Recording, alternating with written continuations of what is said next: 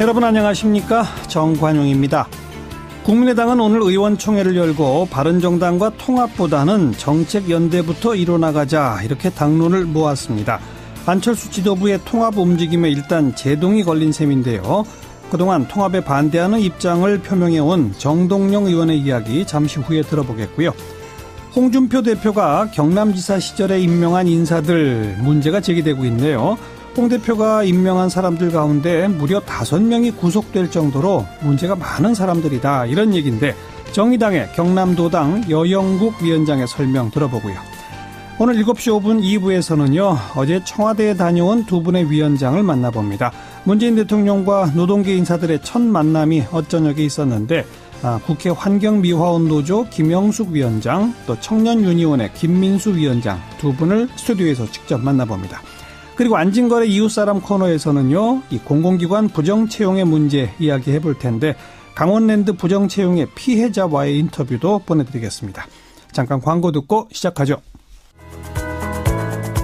국민의당과 바른정당의 통합론이 급부상했었죠. 그런데 오늘 국민의당 의원총회에서 통합은 아니다. 정책연대 그리고 선거연대부터 해나가자 이렇게 입장을 정했다고 하네요.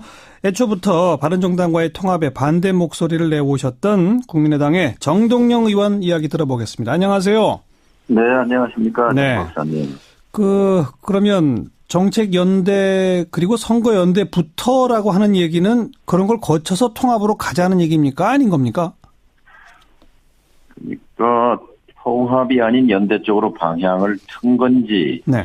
이 통합의 속도를 조절한 건지, 예. 이렇게 묻는 분들이 많은데요. 예. 저는 이 통합이 아닌 연대 쪽으로 방향을 튼 거라고 생각합니다. 예. 근데 안 대표는 모르죠. 또 속도 조절한 거라고 생각할 수도 있겠죠. 오늘 의원총회에서 많은 의원들이 발언을 쭉 하셨을 거 아니에요? 네. 대체로 저는 서울시청 국정감사가 있어서 앞에 발언을 하고 끝까지 있진 못했습니다만 네. 어쨌든 바른정당과의 통합은 일단 접은 것이고 네. 정책 연대를 하는 것이 대안이다라는 제 얘기를 했었고 아마 그게 다수 의견이었던 것 같아요. 그러니까 정동영 의원 조금 아까 말씀하신 것처럼 통합에서 연대로 방향을 틀었다 쪽이 다수다. 예, 그렇죠. 근데 그동안 알려지기로는 통합 쪽이 훨씬 다수인 걸로 알려졌는데 그러면 갑자기 입장이 바뀐 겁니까? 어떻게 된 겁니까? 그것은 잘못 알려진 거지요. 그리고 의도적으로 그렇게 언론에 흘렸다고 생각합니다만 그건 옳지 않은 태도. 40명 의원 가운데 30명 정도가 동의 이런 것들이 다 의도적으로 잘못된 정보를 흘린 거다 이 말씀인가요? 전혀 그렇지 않았습니다. 예. 예. 우리 정 의원께서는 애초부터 바른정당과의 통합에 안 된다는 입장이셨는데 그 이유를 한 말씀 해 주신다면? 인위적 통합은 해서도 안 되고 성공할 수도 없습니다. 가치 중심의 정치를 해야죠. 그러니까 정체성을 포기하고 공학적인 접근만으로는 국민에게 감동을 줄 수 없습니다. 그렇기 때문에요. 역사적 뿌리가 다르고 노선이 다른 두 당을 인위적으로 합치는 그것은 될 수도 없고 또 성공할 수도 없죠. 바람직하지도 않고요. 네. 정체성과 가치가 다르다라고 말씀하셨는데 그런데 정책연대는 가능한가요? 그러니까 햇볕 정책을 버려라 이런 부분에서 분명하게 차이가 드러나잖아요. 네. 이런 부분은 곤란하지만 예컨대 제가 아침에 제안한 것은 안철수 대표가 앞장서서 바른정당과 적극적으로 연대해가지고 트럼프 미국 대통령이 국회 방문 연설을 하기 전에 서울에 오기 전에 어떤 경우에도 전쟁은 안 된다 하는 전쟁 반대 결의안 같은 거를 국회에서 통과시키는데 두 당이 적극적으로 연대를 하는 게 좋겠다. 그리고 또 이번 국감에서 초기에 의제화가 됐던 아파트 후분양제 이것은 한국 사회 불평등의 뿌리를 건드린 문제이기도 한데요. 문제와 관련해서 다른 당과 적극적으로 연대를 해서 아파트 후분양제를 관철해냄으로써 국민의 90%가 지지를 하는데요. 토건 세력의 저항이 만만치 않을 텐데 이걸 뚫고 이런 연대를 하는 것이 구체적인 정책 연대의 바람직한 모습이다. 이런 대안을 제시한 바 있죠. 네. 방금 정동영 의원 지적하신 전쟁 반대 결의안 그리고 후분양제 이건 오히려 네. 더불어민주당하고 연대하시는 게 훨씬 빠른 거 아닌가요? 민주당은 지금 후분양제에 대해서는 소극적입니다. 그리고 전쟁 반대에 대해서는 물론 민주당도 찬성하겠지만 야당이 선제해서 이렇게 선도적으로 하는 것이 오히려 힘이 있죠. 효과가 크다. 자유당까지를 다 끌어들여서 전쟁 반대한다는데 어떤 당이 반대하겠습니까? 예. 알겠습니다. 그런데 정책 연대로 끝납니까? 선거 연대까지 갑니까? 이건 또 상당히 중요한 차이인데요. 네, 이제 정책 연대는 이제 가치 연대라고 말씀드릴 수 있고요. 예. 이 정책 연대가 이제 그 성과를 보이면 최고 수준의 연대에서 최고 수준이 선거 연대라고 생각합니다. 네. DJP 연대하고 선거 연대지 않습니까? 예. 대통령 선거 연대. 예. 그런 것처럼 내년 지방선거에서 양당이 다 지금 곤궁한 처지거든요. 지방선거 전망이 암울하고 그렇기 때문에 또 인재도 부족하고 그러니까 두 당이 이 최종 목표를 선거 연대에다 두고 하나둘 이렇게 협력해 가는 것이 바람직하다고 봅니다. 지방선거에서 선거연대란 얘기는 뭐 예를 들어서 서울시장에는 어느 당만 후보를 내고 뭐 경기지사는 어느 당만 후보를 내고 뭐 이런 걸 말하는 거죠. 그렇죠. 두 당 다 약세인데 따로따로 후보가 내서 다 떨어지는 것보다 예. 그러니까 지역을 나눠서 이렇게 협력할 수도 있겠죠. 그런데 그것이 느닷없이 되면 이게 또 인위적인 선거연대가 되는데 아하. 방금 말씀드린 전쟁 반대 결의안이라든지 후분양제라든지 등등 이런 그 정책 연대를 해감으로써 토대를 만들 수가 있죠. 예. 그런데 그 정도까지 그 선거연대까지 할 바에는 아예 두 당이 통합하는 게 지방선거에서 득표율을 높이는 데는 훨씬 효과적이지 않겠느냐. 얼마 전 국민의당 연구소에서 실시한 여론조사도 두 당이 합하면 시너지가 큰 걸로 나왔단 말이에요. 그러면 다시 말해서 지방선거 앞두고는 정책 연계 논의가 가다가 통합론이 급부상할 가능성이 크지 않을까요? 그거에 오류가 있습니다. 뭔 얘기냐면요.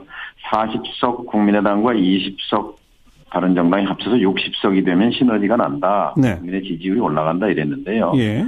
그거는 사실과 다른 얘기입니다. 60석이 될 수가 없어요. 바른정당이 일단 일부가 절반 이상이 자유한국당으로 돌아간다는 거 아니겠습니까? 아하, 예. 그러고 이렇게 개별적인 의견으로 보면은 적게는 더 4, 5명, 많아야 7, 8명이 아마 합류할 수 있을 거예요. 바른정당이. 예. 그리고 바른정당과 통합에 반대하고 정체성을 섞어놓는 거에 결사 반대하는 의원들이 또 국민의당에 있기 때문에 이렇게 되면은 결국 40석 플러스 알파가 아니라 40석 마이너스 알파의 정당이 되고요. 숫자로 줄어들 뿐만 아니라 그 줄어든 정당이 보수 야당이라는 거예요. 중도 보수 야당이 되면 그런 중도 보수 야당을 가지고 다음 총선거에서 저는 수도권이고 호남이고 전멸한다고 봅니다. 그렇기 때문에 그런 중도 보수 야당에 올라탈 의원들이 많지 않을 거라고 생각합니다. 네.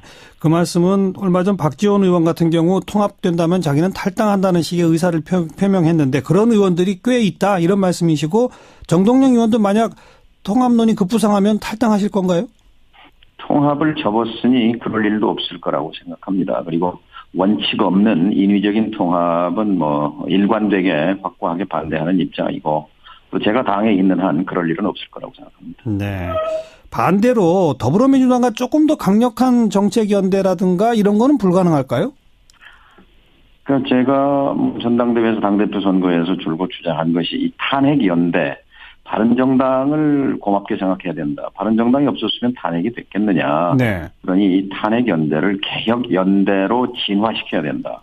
그리고 이 개혁 연대를 바탕으로 입법 연대를 만들어야 된다. 그래서 국민이 원하는 개혁을 해야 재벌 개혁, 검찰 개혁, 언론 개혁, 정치 개혁을 해야 국민의 삶이 나아질 수 있다. 이게 저의 주장이지요. 그렇기 때문에 국민의당과 바른당의 연대 방향을 개혁 연대로 잡아서 거기에 민주당까지 함께 할 수 있는 거죠. 네, 민주당 방향으로 바른정당을 끌어당기자 이 말씀이신 거군요. 네, 민생 개혁에 대해서야 바른당도 반대할 이유가 없지요. 알겠습니다. 자, 오늘 여기까지 말씀 듣고 어떻게 또 추이가 진행될지 지켜보겠습니다. 고맙습니다. 예, 감사합니다. 국민의당 정동영 의원이었습니다. 자유한국당 홍준표 대표가 경남도지사 시절에 임명한 단체장과 기관장들 그 가운데 5명이 구속될 정도로 문제가 너무 많은 인물들이다. 이 인사들 사퇴하라. 또 홍준표 대표는 사과하라. 아니면 홍 대표가 스스로 나서서 이 사람들 사퇴를 요청해야 한다. 이런 목소리가 경남의 시민단체들 또 경남의 정치권에서 나오고 있습니다. 정의당 경남도당의 여영국 위원장을 연결해 봅니다. 안녕하세요. 네, 안녕하세요. 5명, 그 가운데 1명은 얼마 전 그 국정원 심리전담당을 지냈던 현재 경남발전연구원 원장 맞죠? 네, 네, 그렇습니다. 나머지 사람들은 어떤 사람들이고 어떤 혐의를 받고 있는 겁니까? 우선 2013년도에 내가 그 홍준표 지사 첫 건인데 그 경남 FC 대표이사로 선임된 안종복 씨라고 있습니다. 네. 그분이 심판을 매수하고 또 이 구단의 그 비리를 그 돈을 횡령하고 예. 이등 혐의로 구속이 된 바가 있고요. 심판 매수 횡령죄. 네네. 또요. 또 이제 한참 시끄러웠던 그 홍준표 지사 소환 운동이 전개됐을 때, 네네. 맞불을 놓는다고 경남 교육감 소환 운동을 홍준표 지사 측에서 그 전개한 바가 있습니다. 그랬었죠. 이때 그 홍준표 지사가 임명한 최측근들이 기관장으로 있는 그분들이 주도적으로 네.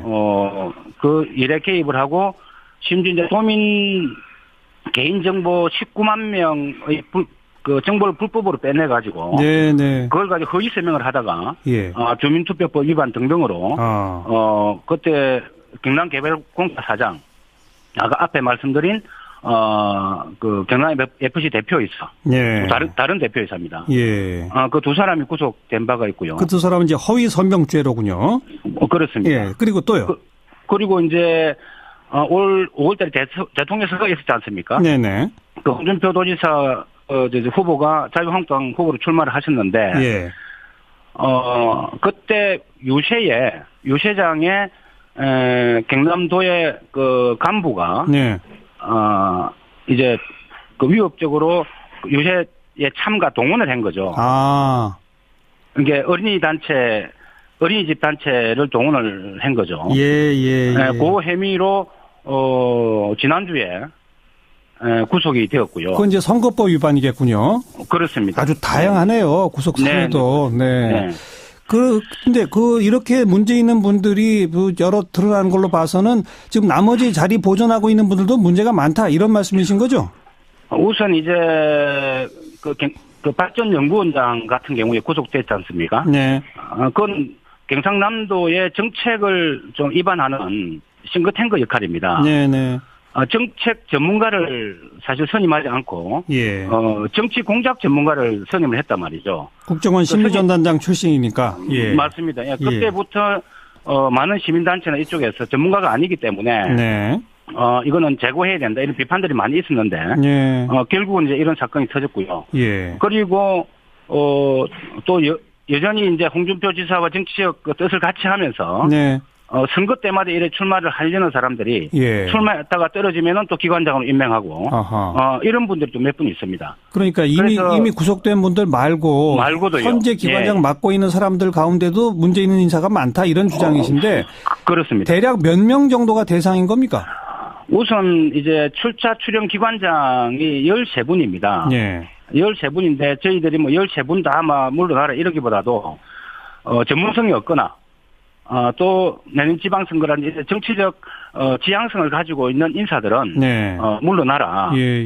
이렇게 요구를 했고 추석 전에 그 정무부지사를 하고 있던 분은 그때 사퇴를 하고요. 예. 이번에 이제 발전연구원에 구속되면서 사퇴를 하고. 예. 이래서 아마 몇 분은 좀 사퇴를 하지 않을까 이렇게 예측을 하고 있습니다. 네네. 꼭 찍어서 누구가 나가라 이렇게 공개하시진 못하나요? 우선 이제 저희들하고 정의당과 경남도가 당정 협의회를 추석 직전에 한 바가 있습니다. 네. 그때 저희 당에서 경남발전연구원장, 그다음 경남개발공사 사장, 예. 뭐 대표적으로 그 두 분을 찍어서 사퇴를 해야 된다. 예. 뭐 이렇게 주장을 했는데 뭐 그분 포함해서 몇 분 더 있습니다만 지금 맹단을 말씀드리면 그렇습니다. 예. 네. 그리고 홍 대표는 사과하라. 그리고 홍 대표가 스스로 나서서 이 인사들 사퇴를 요청하라라고 지금 주장하고 계신 거죠. 네, 그렇습니다. 근데 이게 이런 요구가 받아들여지지 않는다면 어떻게 대응하실 생각인가요? 우선 이제 아마 지금 우리 그 경상남도는 권한대행 체제지 않습니까? 네. 권한대행 체제이기 때문에 이제 자유한국당이 또 의회에 다수를 점하고 있습니다. 네네. 뭐 이러다 보니까 권한대행도 그쪽에 눈치를 볼 수밖에 없는데 예. 어쨌든 지금 그 제1야당 대표가 전직 도지사고요. 그렇죠. 현실 권력이지 않습니까? 네. 또 그분이 임명한 기관장들이 그대로 다 남아있단 말이죠. 예. 이런 상태에서 그 행정부지사가 도정을 진행하는데 언제든지 갈등이 생길 수 있는 그 요인이 되거든요. 그렇겠죠. 예. 뭐 그런 점에서 많은 시민단체나 또 의회 안에서 예. 사퇴하라고 요구를 좀 하고 있는데, 네. 이게 임기가 정해져 있기 때문에, 네. 뭐 강제적으로 사퇴시킬 방법은 사실 없습니다. 그렇죠. 그러나 이제 뭐 감사라든지, 등등 이제 그간 홍준표 체제 하에서, 여러 가지 이제 뭐 비리 문제나 이런 게 좀 많이 제보들이 많이 있었거든요. 예, 알겠습니다. 뭐 그런 걸 좀 확인하는 과정에서 문제를 좀 정리해 가야 된다 생각입니다. 그러니까 경상남도가 행정력을 감사권을 동원해서 그분들을 사퇴하도록 만들어야 한다 이런 요구시로군요. 네, 그렇습니다. 알겠습니다. 네, 경상남도 정의당의 경남도당 위원장 맡고 계신 여영국 위원장이었습니다. 오늘 고맙습니다. 네, 고맙습니다. 윤태곤 실장 어서 오십시오. 네, 안녕하세요. 법원이 박근혜 전 대통령 국선 변호인단을 선정했다면서요? 예, 신상은 안 밝혔어요. 근데 이제 곧 나타나겠죠. 네, 뭐 변호를 하려면 얼굴을 보고 해야 그렇죠. 되니까요. 서울중앙지법 형사합의 22부 여기가 박 전 대통령 재판부입니다. 네. 오늘 그 박 전 대통령의 사선 변호인 전원 사임에 따라 필요적 국선 변호 사건이 되었다. 법조 경력 6년 차부터 31년 차까지 경력과 희망 여부 등을 고려해 직권으로 5명의 국선 변호인을 선정했다. 이렇게 밝혔어요. 5명? 예.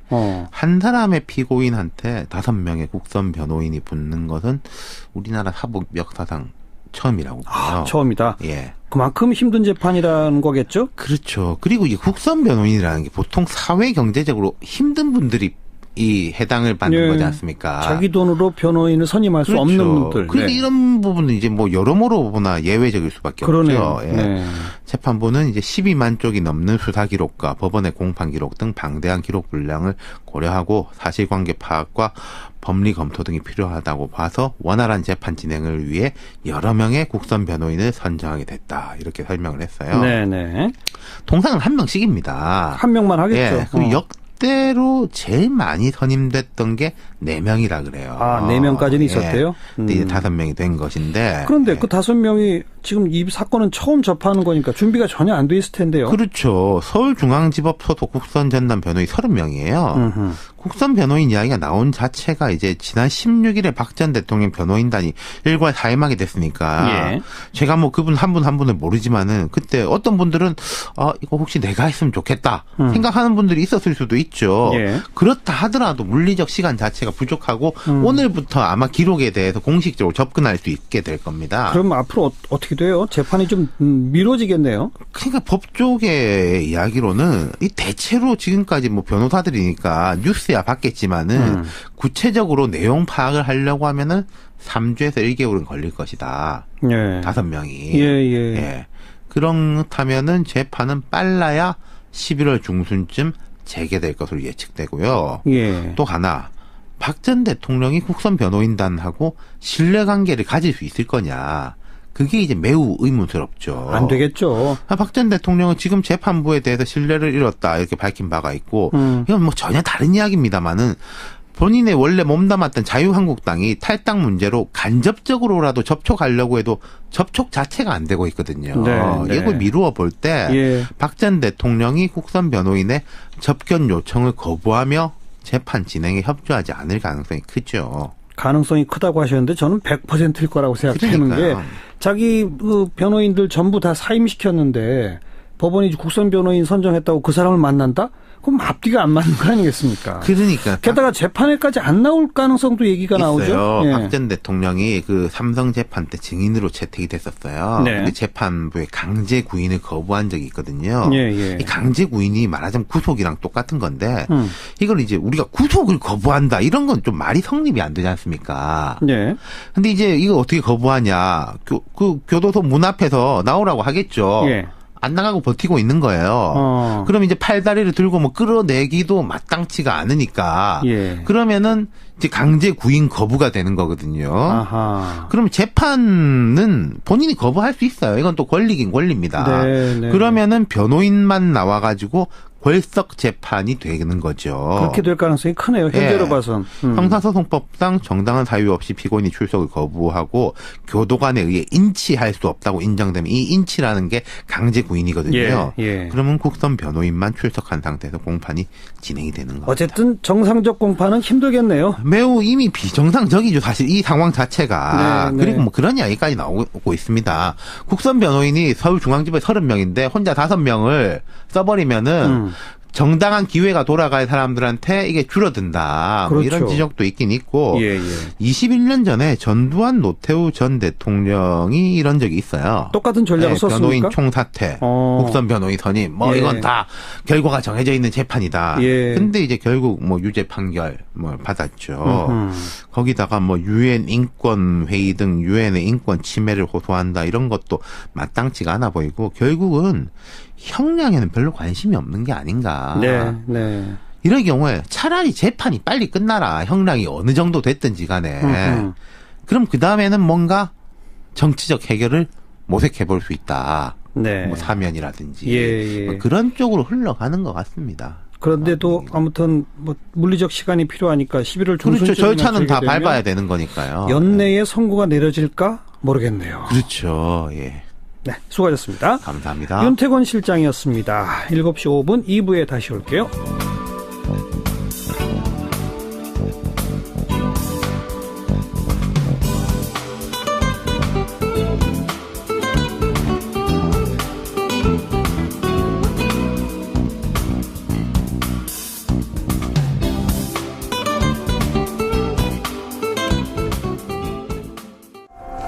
어제 문재인 대통령이 청와대에서 노동계 인사들을 초청해서 만찬을 가졌죠.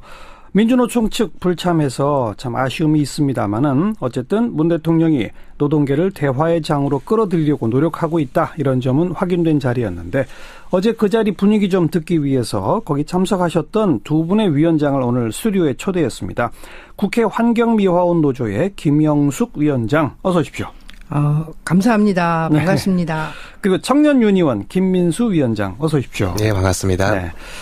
청년유니온은 우리나라 최초의 세대별 노조인 거죠? 네, 그렇습니다. 여기 가입 자격이 몇 살부터 몇 살까지예요? 15살부터 39살까지입니다. 아, 지금 조합원이 몇 명 됩니까? 2,000명 정도 함께하고 계십니다. 2,000명? 네. 그리고 지금 상근하세요, 위원장은? 네, 저는 전임하고 있습니다. 네. 근데 이 노조는 어디랑 교섭하나요? 일단은 저희가 보통은 청년들이 아무래도 다 영세한 기업에 있다 보니까 네. 주로는 이제 청년 관련해서 이제 정부 정책이 되게 중요합니다. 그렇죠, 뭐 최저임금, 고용보험 그래가지고 사실 저희는 저희 표현으로는 정부와의 사회적 교섭이 참 중요하다 네. 이렇게 이야기합니다. 네. 정부가 지금 교섭에 응해줘요? 일단은 어제 뭐 만나는 자리도 어떻게 보면은 넓은 의미의 면담이고 교섭이기 그렇죠, 때문에 그렇죠. 네, 저희는 폭넓게 해석하고 있습니다. 국회 환경미화원 노조는 정세균 국회의장 취임한 후에 다 정규직 되셨죠? 근데 아직 정규직 되기에는 약 한 2년이라는 기간이 있습니다. 기간제법에 따라서 이제 그렇게 돼갖고 그게 좀 이게 좀 아이러니하죠. 어쨌든 그러니까 기존에는 계약직 형태였었습니까? 어떻게 됐었습니까? 전에는 뭐 용역에 소속돼 있었죠. 용역회사. 예, 예. 근데 지금은 이제 국회 사무처 소속으로 신분은 바뀌었죠. 예, 직원은 됐죠. 그런데 신분증도 이제 국회 직원이 됐고. 근데 2년 계약으로. 2년이라는 기간제는 이제 저희가 그 정부기관 처음으로 이제 직접 고용이 됐잖아요. 네. 그래서 모델을 삼은 데가 이제 서울시나 인천, 광역시 이제 지자체를 모델로 해서 이제 시작을 하게 됐는데 예. 거기도 전부 다 2년 기간제법에 따라서 그 기간제법에 따라서 저희는 잘 몰랐거든요. 이해도 네. 못했고. 네. 상시 지속적으로 계속 일을 했는데 무슨 또 2년이라는 기간제법을 우리가 잣대를 대느냐 말이 예. 안 된다라고 예. 얘기했는데 알고 보니까 이제 기존에 그 근로하고 있는 근로자들을 보호하기 위해서 이제 직접 고용하게 되면은 이제 공개 채용을 해야 된다는 말씀이죠. 그러면서 이제 경쟁률이 있다 보면 기존에 일하는 사람들이 피해가 올 수 있다. 네네. 그래서 그분들을 보호하기 위해서 2년 기간제를 뒀다가 이제 바로 정규직으로 전환하는 그런 케이스입니다. 네. 예. 그러니까 국회 사무처로 신분이 전환된 후 2년이 지나면 예. 어떻게 되는 거예요? 이제 무기계약직이 되죠. 무기계약직으로. 예, 예. 그러니까 2년 그 사이에 혹시 뭐 신분이 변경되거나 이럴 우려는 없는 거죠? 그런 보호용을 하는 거니까. 거는 뭐 100% 없습니다. 저희가 알겠습니다. 그것도 알겠습니다. 또 문서로 다 협의했기 때문에. 그나저나 청와대는 두 분 다 처음 가보셨겠죠? 물론이죠. 건물이 너무 커가지고요. 당황했습니다. 언제 통보를 받으셨어요? 지난 금요일 날로 기억이 되거든요. 그래서 이제 저희가 이제 아무래도 한국노총 소속이다 보니까 이제 그 담당자가 전화하셔갖고 저는 깜짝 놀랐어요. 한국노총에서 연락이 왔어요? 예. 그래서 그냥 뭐 신상 정보에 대해서 말씀드려갖고 그래도 반신반의했어요 사실. 정말 들어가나 뭐 그러고 있다가 이제 정식으로 이제 어제 이제 오전에 네네. 문자가 와갖고 예. 이제 확실히 들어가는구나 하고 이제 생각을 했죠. 청년유니온 위원장은 네, 저희도 지난주에 연락 받았고요. 역시 한국노총에서 아니면 저희는 가맹이 아니라 가지고 그러니까. 저희는 직접 정부에서 연락이 왔습니다. 청와대에서? 네네. 뭐라 그러면서 오라고 하던가요? 제가 안내받은 거는 이제 노동계와의 간담회가 있다. 그래가지고 그 자리에 기본적 양대노총도 초청을 하는데 예. 미가맹 대표로서 청년 유니온도 함께 와줬으면 좋겠다. 요렇게 이제 초대를 받았습니다. 네. 그렇게 초대 전화, 청와대에 갈 거라는 전화를 받고 처음에 느낌이 어떠셨어요? 저 같은 경우는 이제 전업주부로 있다가 남편 외환위기 때 이제 그 건축업을 하다 보니까 이제 뭐 부도가 나가지고 아이고. 어쩔 수 없이 생활 전선에 뛰어들 수밖에 없는 상황이고 예. 이제 그러면서 이제 뭐 시간 그 알바 좀 했고 해다가 이제 주위에 아는 분 소개로 이제 국회에 들어오게 됐거든요. 그러면서 저희는 뭐 사실 그 뭐 50대 초반에 들어왔는데 노동조합의 노자도 모르고 네, 그냥 네. 뭐 열심히 일해서 뭐 자녀들 키우는데 조금 생활에 보탬이 될까 하고 들어왔는데 그러면서 어쨌든 뭐 노동조합 필요성을 또 저희가 절실하게 느꼈고 그런저런 이제 이후로 계속 저희들이 이제 스타트하고 있었어요. 사실 노동조합이라는 그 개념을. 네. 그리고 이따 노동조합을 2011년 1월 달에 이제 만들었고 쭉 과정에서 정말 그러면서 저희가 약 한 6년 만에 직접 고용을 이끌어냈잖아요. 그렇죠. 예. 그래서 그러면서 청와대까지 들어간다는 건 저는 뭐 상상도 못했고 제가 노동운동이나 아니면 현장에서 좀 약한 자 힘들어하는 사람들에게 대변이 돼서 이렇게 한다는 그것조차도 저도 어떻게 여기까지 왔는지조차도 저도 네. 계획이 없었어요. 저는 여기까지 오리라는 계획도 없었고 그래서 어쨌든 가문의 영광이고 우리 국회 청소 노동자들이 오늘 막 그냥 서로 기뻐갖고 막 서로 공유 많이 했습니다. 네. 예. 청년위원장은? 저희는 이제 아까도 말씀드린 청년들이 워낙 일자리가 불안정하다 보니까 정부 정책이 중요하거든요. 그런데 대통령이 보자니까? 그렇죠. 어쨌든 이게 꼭 청년 노동으로 특정할 건 아니지만은 어쨌든 노동계 전반을 아울러서 임기 초반에 좀 노동계랑 대화 의지를 갖고 네. 또 이제 심지어 이제 양대노총 미가맹 단위들까지도 연락이 갔다라는 것에 대해서 조합원들 일단 긍정적 평가해서 제가 물어봤거든요. 갔다 와도 괜찮겠냐라고 하니까 이제 다들 뭐 다녀오라고 이런 분위기여서 네. 잘 다녀왔습니다. 6시 반쯤 시작했죠? 그렇습니다. 몇 시에 끝났어요? 8시 정도에 끝났습니다. 식사는 메뉴가 뭐였었습니까? 뭐 추어탕 얘기가 나오던데? 그때 콩나물밥이랑 뭐 전어랑 뭐 약간 추어탕 이렇게 해서 네, 그냥 반찬이랑 같이 해가지고 먹었습니다. 맛있던가요? 어때요? 맛은 솔직히 긴장을 해서 좀 그런데 그 메뉴에 대한 그 내용을 이제 대통령님이 설명을 하시는데 청계천 전태일 열사가 즐겨 먹던 메뉴라고 해서 좀 마음이 많이 이제 교차하는 그런 그 느낌을 많이 받았습니다. 그리고 가을 전어도 뭐 집 나간 며느리도 그 가을 전어 굽는 냄새에 돌아온다는 얘기가 있잖아요. 아마 그래서 전어를 그 메뉴로 삼은 게 노사정위원회에 제발 좀 들어와 주세요. 아마 그런 뜻이 아닐까 싶은데 그런 얘기를 안 하던가요? 현장에서 뭐 직접적으로 뭐 노사정위원회 얘기가 많이 나오진 않았는데 뭐 전어에 빗대지도 않으셨고요. 네, 어쨌든 그 자리에서는 또 제한적인 자리였다 보니까 그럼에도 불구하고 어떻게든 좀 이 노사정 관계를 복원하자 이런 메시지는 그 간담회 진행하는 내내 좀 이야기가 오고 갔습니다. 네. 뭐 반주도 한 잔씩 했습니까? 그런 건 없었습니까? 건배사 저 복분자로 예. 그 건배사가 좀 또 마음에 들더라고요. 뭐라고 했는데? 노발대발이라면은 왜 듣기 좀 억양이 그렇잖아요. 깜짝 놀랐는데 그 의미가 좀 있더라고요. 노총이 잘 돼야 뭐 대통령도 뭐 발전한다 뭐 이런. 노동자가 잘 돼야 대한민국이 발전한다 이런 의미도 있었고. 예. 노동자가 발전해야 대한민국이 발전한다. 네. 그걸 또 방금은 노총이 발전해야 대통령도 발전한다? 아, 이중의 의미가 있겠군요. 이중적 의미로. 네. 다들 한마디씩 하셨죠? 돌아가면서. 한마디가 아니라 몇 번 그래도 이렇게 전혀 그거에 대해서 제약을 안 하셔갖고. 그냥 자연스러운 대화였었습니까? 예, 저는 그럼? 맨 처음에 굉장히 많이 긴장을 했는데. 네네. 대통령님이 이제 처음에 인사하시면서 노동 그 존중 아니면 그 정책의 이제 파트너십으로 얘기를 하셔갖고 완전히 무장 해제가 됐어요. 저 같은 경우는 다른 분은 어떻게 되는지 모르지만 그래서 편하게 그냥 무슨 말씀하셨어요, 김영수 위원장께서? 저 같은 경우는 아무래도 직접 고용에 대한 그 상징성에 대해서 그거는 어떻게 저희가 표현이 안 되죠, 사실은. 전에는 영역이었을 때는 그냥 시키면 시키는 대로 했었고 저희들의 뭐 어떤 의견이나 이런 게 전혀 반영이 안 됐기 때문에 직접 고용이라는 직접 고용은 그 겪어보지 않은 사람은 몰라요, 사실은. 네, 그래서 네. 뭐 고용 뭐 안정이 됐고 심리적으로 마음이 편하네요. 월급도 올라갑니까?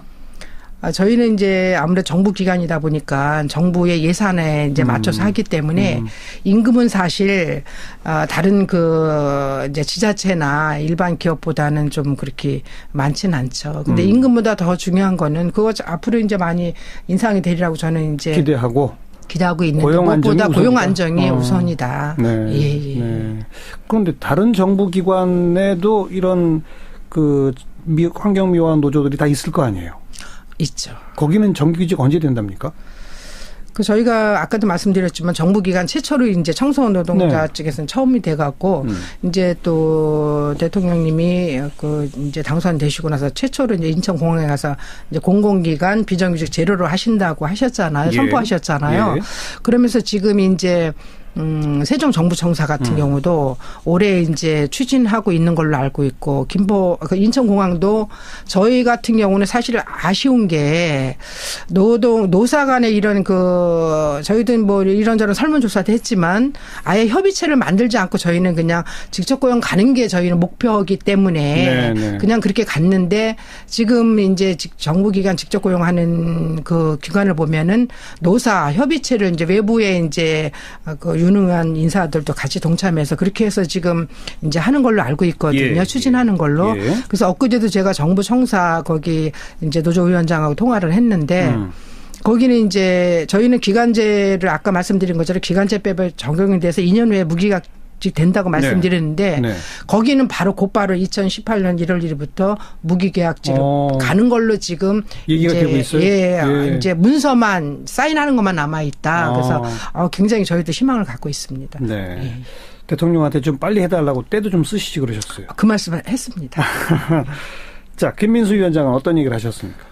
저희 같은 경우에는 그 최근에 공공기관 채용 비리가 심각하게 논란이 되고 있잖아요. 그래서 현안으로는 대통령께서도 그 필요하다면 전수조사까지 해야 된다 이런 이야기를 했는데 일단 뭐 저희 같은 경우는 그런 어떤 정부의 의지에 대해서 높게 평가하면서 또 한편으로는 이제 공공부문 전반에 어떤 이제 청년들의 신뢰가 좀 떨어져 있기 때문에 이런 어떤 진상규명이라든지 재발방지 대책을 마련하는 과정에 좀 민간의 주체들이 참여해야 되는 거 아니냐. 민간 참여. 네, 그거를 좀 제안을 드렸고요. 그랬더니 뭐라고 답변하던가요? 뭐 거기는 이제 즉답을 할 자리는 아니었다 보니까 일단 저는 제안을 드린 것으로 가름을 했습니다. 제안을 쭉 받아들이는 자리였다. 그렇죠. 네, 그리고 또 한 가지는 아까도 말씀드렸지만 뭐 고용보험, 최저임금, 뭐 취업 성공 패키지 이렇게 청년 일자리 대책과 연관된 의제들이 굉장히 많거든요. 그렇죠. 근데 이게 현장에서 실효성 있게 작동하는데 약간 한계들이 좀 있습니다. 이번에 국회 국정감사에서도 청년 일자리 대책들은 많은 비판을 좀 받았어가지고 이런 문제를 뭐 일시적인 면담으로 논의하기는 어렵고 좀 청년 일자리 문제, 청년 노동 문제와 관련해서 좀 안정적인 논의 구조가 필요하다. 네. 이런 제안을 드렸습니다. 다시 말하면 정부 어느 부처에 청년 유니온과 대화할 파트너를 딱 정해야 되는 거 아니에요? 그런 문제도 있고요. 일단은 뭐 청년 노동 문제로 한정하게 되면은 이제 고용노동부가 파트너가 돼서 그래서 현장에서 김영주 고용노동부 장관이 화답을 주셨어요. 뭐라고요? 어떤 형태로든 간담회를 조속하게 열자. 그래서 청년 노동 문제 관련해서 빨리 얘기하고 싶다. 이런 이야기를 주셔가지고 잘 받았고, 근데 이제 청년 문제 전체로 가게 되면 이게 좀 어렵더라고요. 그러니까요. 고용노동부 특정하기가 어려워가지고 이 문제와 관련해서는 뭐 장차로 좀 논의 더 해봐야 될 것 같습니다. 네. 민주노총이 참여 안 하게 되면서 그 어제 만찬에 초청받은 그 단위 사업장 노조 가운데도 또 몇 노조가 빠지고 그러지 않았습니까? 그런 얘기는 어제 거론은 전혀 안 됐습니까? 이제 뭐 대통령님이 좀 아쉬움을 이제 표하시면서 저 같은 경우도 우리가 1년에 어떤 일을 지금 청년 유니온에서도 말씀드렸지만 먼저 우선은 대화가 좀 필요할 것 같아요. 네. 제가 알기로는 한 민주노총이 15년 된 걸로 알고 있는데 정부와의 그 소통이. 예. 그래서 소통 끊어진 게. 예, 저는 소통이 우선이라고 봅니다. 만나야지, 만나면서 뭘 풀어가야지, 만나지 않고 각자 따로 가면은 평행선만 갈 수밖에 없고, 저희 예를 들어서도 마찬가지예요. 저희는 저희만 그냥 뭐 되겠지 혼자 생각으로 우리 그렇게 생각했는데 그건 아니더라고요. 만나서 얘기하고 또 의원님들 아니면 뭐 다른 노동계라든지 소통하면서 이렇게 왔기 때문에 저는 반드시 소통은 필요하다라고 봅니다. 네. 무조건. 네. 무조건. 네. 예. 어제 참석했던 노동계 인사들 가운데 민주노총에 대해서 대통령한테 무슨 얘기 하거나 그런 분은 아무도 없었습니까? 그렇진 않았습니다. 예, 어쨌든 뭐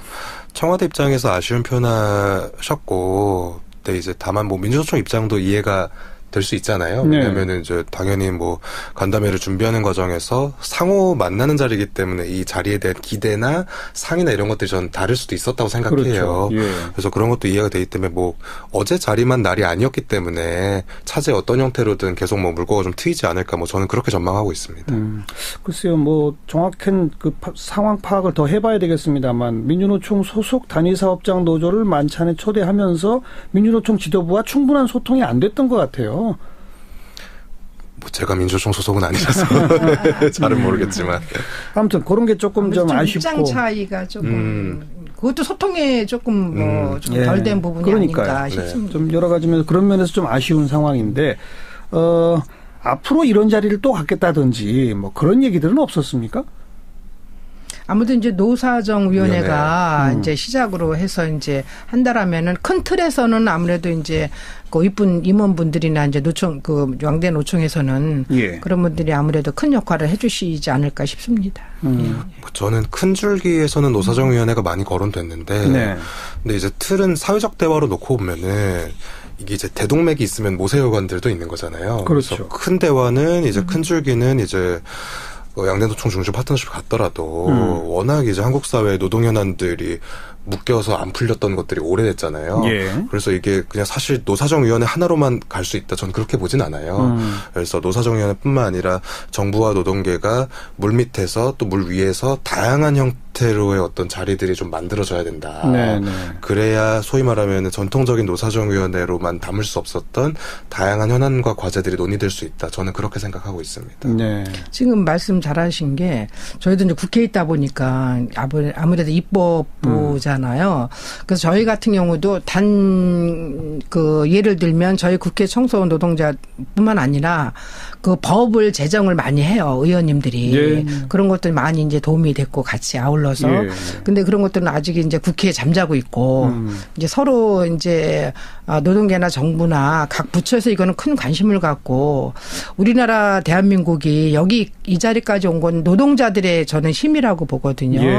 존중받아야 됩니다. 어제 그 대통령님도 말씀하셨지만 노동이 존중받지 않고는 저희가 선진국 과연 말로만 뭐 선진국이지 진짜 진정한 선진국으로 갈까 싶을 정도로 못 가죠. 예, 그래서 예. 어쨌든 노동이 좀 존중받아야 된다라고 저는 맞습니다. 말씀드리고 싶습니다. 다시 한번 어제 그 건배사 참 의미가 깊으니까 노동자가 발전해야 대한민국이 발전하는 것이다. 너무 당연한 말씀 아니겠어요? 어제 그 자리가 한 번으로 그치는 것이 아니라 계속 좀 대화의 자리로 이어져 가지고 큰 노동개혁의 성과들로 결실 맺도록 두 분도 열심히 좀 노력해 주시기 부탁을 드리겠습니다.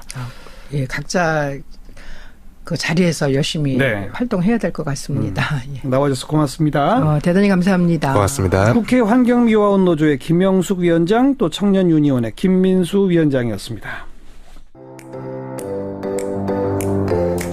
오늘의 댓글입니다.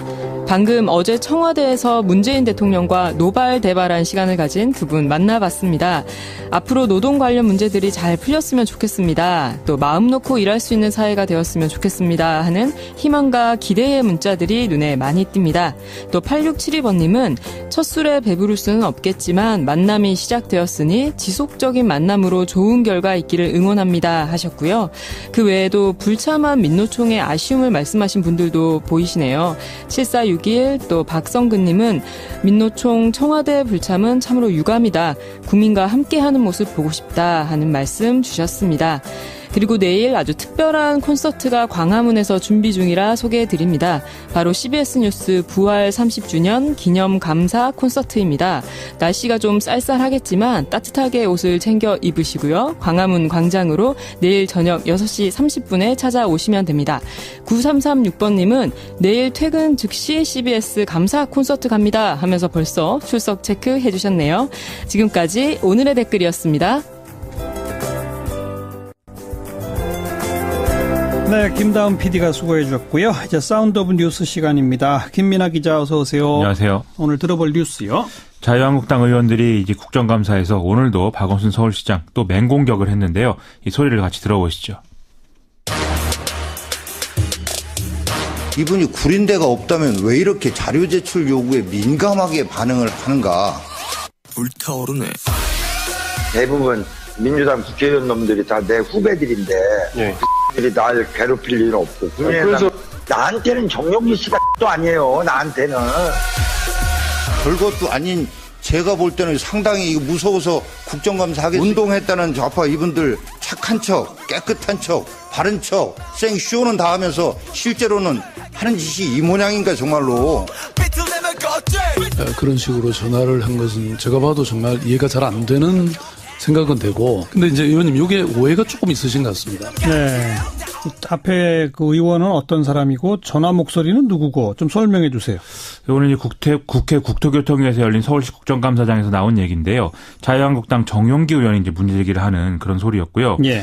이 전화 내용에 나온 이 사람은 박원순 서울시장이 2011년 선거대책본부장을 했던 인물이라고 합니다. 지금 태양광 관련 기업을 운영하고 있는데 SH공사하고 어떤 이제 같이 사업을 이제 진행했다는 거죠. 예. 그래서 이것과 관련된 자료를 자유한국당 측이 이제 요구를 했는데 이 사람이 이렇게 전화로 이렇게 좀 폭언을 하고 또 직접 의원실을 찾아와서 협박성 발언까지 했다. 뭐 이런 내용을 가지고 문제 제기를 한 거죠. 네. 그래서 자유한국당 의원들이 박원순 서울시장이 이건 사과해야 된다. 이렇게 요구를 해서 국회 국토교통위는 정회되기도 했는데요. 박원순 시장은 유감했음을 밝히고 지금 들으신 대로 그 사람이 왜 그렇게 행동을 했는지 이해가 안 된다. 이런 설명을 해놨습니다. 그리고 SH공사의 블랙리스트 관련 얘기도 나왔죠? 어제 TV조선이 단독 보도한 내용이 또 국정감사장에서 이제 화제가 됐는데요. SH공사에서 박원순 시장의 최측근이 정치 성향과 박원순 시장과의 친분에 따라서 직원들을 분류해서 인사상의 불이익을 준 정황이 드러났다. 이런 내용이었습니다. 그래서 이런 걸 가지고도 자유한국당 의원들은 상당히 강하게 박원순 서울시장을 비난하는 그런 상황이었습니다. 네. 박원순 시장과 SH공사 쪽은 뭐라고 해명을 했습니까? 일단 변창흠 SH공사 사장은 이런 문건을 작성한 일이 없고 본 적도 없다 이렇게 해명을 했고요. 박원순 시장도 오히려 리스트에 비우호적인 인물 이렇게 나와 있는 사람이 승진한 경우도 있다라면서 이 리스트가 작성된 경위 같은 것은 뭐 알아보겠다 이렇게 얘기를 했습니다. 앞서 얘기도 그렇고 뭐 문제가 완전히 없다고는 할 수는 없어도 뭐 그렇게 심각한 건 아니지 않나 이런 생각이 좀 드는데 어쨌든 국정감사장에서 좀 뜨거운 화제였습니다. 네. 어쨌든 정치적 타격이 있으니까 이 박원순 시장을 계속 공격하는 거 아니겠습니까? 그렇습니다. 크게 두 가지로 봐야겠는데요. 첫째는 지방선거 앞두고 서울시장이 가장 중요한 승부처이기 때문에 뭐 가랑비에 옷 적시듯이 모든 의혹을 한번 제기해보겠다 이런 거겠죠. 둘째는 지금 문재인 정권과 박원순 서울시장 뭐 적폐청산을 밀어붙이는 그런 이제 흐름이니까 당신들도 똑같이 더럽고 이제 뭐 나쁘다 뭐 이런 프레임을 만들어내려는 것인데요. 아마 지방선거 투표 당일까지 계속 이런 식으로 공격이 이루어질 건데 끝까지 뭐 버텨내느냐 뭐 이게 아마 박원순 시장의 정치적 능력을 어떤 테스트하는 그런 장이 될 것 같습니다. 또 더불어민주당 안에 서울시장 자리 노리는 분들 또 도전 출마 선언이 앞으로 이어지겠죠? 그렇습니다. 국정감사 끝나면 아마 본격적으로 후보군들이 가셔야 될 것 같은데요. 일단 언론을 통해서는 서울시장 후보군 중 한 명으로 4선의 박영선 의원이 지금 언급이 되고 있습니다. 본인은 국감 기간에는 국감에 집중하겠다라면서 따로 입장을 내놓지는 않고 있는 상황이고요. 또 민병두 의원의 경우 여의도에 미래전략연구소를 마련해서 활발한 활동하고 있는데 문민시대 이런 캐치프레이즈를 내세우고 있거든요. 문재인 대통령과 민병두 서울시장의 시대 뭐 이런 얘기인데 뭐 재미있는 그런 얘기인 것 같습니다. 또 서울 강남구를 지역구라는 전현희 의원 얘기도 나오고요. 이른바 86그룹으로 불리는 우상호, 이인영 의원 이름도 나오는데 본인은 관심이 없다고 말하고 있지만 추미애 대표 이름도 거론이 되는 상황이고 예. 임종석 대통령 비서실장의 경우에는 전남지사 서울시장 후보군에 동시에 이름이 나오는 그런 상황입니다. 근데 뭐 본인은 지방선거 출마 고려를 안 하고 있다는 입장을 일단 밝히고 있는 그런 상황이라고 하네요. 네. 앞에 소개하면서 태양광 관련 사업한다는 분, 박원순 서울시장 2011년 선거 때 선거대책본부장을 했던 이렇게 소개하셨는데, 예. 그건 아닌 것으로 확인이 된 것으로 지금 예. 후에 보도가 나왔는데요. 자, 다음 뉴스 들어보죠. 홍종학 중소벤처기업부 장관 후보자는 이론과 실전을 겸비한 경제 전문가입니다. 문재인 대통령의 인재풀은 캠프, 코드, 더불어민주당 캠코드에서 벗어날 수가 없는 모양입니다. 중소기업들을 일명 피터팬 증후군으로 끌고 간 후보자가 적합한 인사인지 결국 돌고 돌아 문재인 대통령 주변에서 찾느라 이렇게 오랜 시간이 걸린 것입니까? 홍종학 전 의원 중소기업벤처부 장관 후보자가 됐는데 야당들이 비판하는군요. 이 자유한국당, 국민의당, 바른정당 일제히 비판에 나섰는데요. 이 비판의 핵심을 요약하면 시민단체, 운동권 등 출신의 어떤 편향적 견해를 갖고 있는 사람들이 이 청와대와 내각에 이제 채워지고 있다는 것이고 대선 캠프 출신의 코드 인사에서 벗어나지 못한 그런 장관 인사이다라는 것입니다. 예. 과거에 이 홍종학 전 의원이 경실련 정책위원장 등을 역임한 경력을 갖고 있고 또 의원 활동하면서 경제민주화 같은 분배 중시 정책을 옹호하고 재벌을 집중 비판한 이력 이런 것들이 이제 특히 문제가 되고 있는 상황입니다. 홍종학 후보자 본인은 어떤 포부를 밝혔습니까? 이 페이스북에 글을 남겼는데요. 자신이 중소기업과 벤처기업, 소상공인 그리고 자영업자의 발전을 주장해왔고 일자리, 소득주도, 동반 혁신 성장의 4바퀴 성장론을 구상을 했고 또 중소벤처기업부를 신설한다는 공약 이것도 만들었다. 자신이 만들었다? 그렇죠. 예. 이런 점들을 강조를 하고 있습니다. 그래서 그간 해온 주장과 활동이 중소기업벤처부의 존재 의의와 면밀하게 연결된다. 이런 취지의 얘기를 하는 건데요. 나름 네. 정면 돌파 의지를 좀 다진 것으로 봐야 되겠죠. 네. 개인적으로는 뭐 재밌는 부분인데 맥주 뭐 이런 부분에 좀 기대가 됩니다. 2014년 말에 중소규모 맥주 업체에서 적용되는 세율을 대폭 낮추고 소매점에 직접 물건을 공급할 수 있도록 법안을 개정한 그런 이력이 있거든요. 그래서 인터넷에서는 맥주 대통령, 맥통령 이렇게 불린 그런 이력도 네. 갖고 있습니다. 박성진 후보자가 낙마한 자리 아니겠습니까? 그렇습니다. 청문회 잘 통과할까요? 문재인 대통령이 홍종학 전 의원을 지명한 것은 뭐 방향을 분명히 하면서도 나름 이제 가능성을 고려해서 이제 인사를 한 것으로 이해가 됩니다. 개혁 색깔이 분명하다라는 점하고 전직 의원이다라는 점을 같이 봐야겠는데요.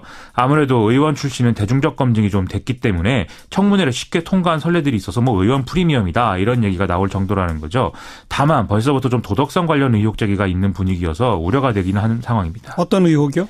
홍종학 후보자 딸은 이제 중학생인데 8억 6천만 원에 이르는 상가 건물 지분 일부를 증여받았다. 뭐 이런 내용이거든요. 아하. 2016년 공직자 재산 공개 자료를 보면은 당시 국회의원이던 홍종학 후보가 신고한 가족 재산 모두 49억 5천만 원인데 이 중에 이제 배우자와 딸이 상가 건물 일부를 증여받은 내용까지 포함이 돼 있다는 겁니다. 예. 이 상가 건물은 현재 한 34억 6천만 원 정도의 거래가 되고 있는데 지분 절반은 이제 처남으로 추정되는 이제 사람이 갖고 있고 나머지 절반을 배우자와 딸이 나눠 갖고 있는 형태거든요. 예. 그러면 산수를 해보면 이 미성년자인 중학생 딸이 지금 상가 지분을 총 8억 6,500만 원 정도를 갖고 있다라는 얘기가 되는 거죠. 예. 또 홍정학 후보자에 따른 1,599만 원에 이르는 예금도 수여하고 있다고 해서 이것도 좀 논란이 되고 있습니다. 이런 의혹에 대해서 해명은 없었어요?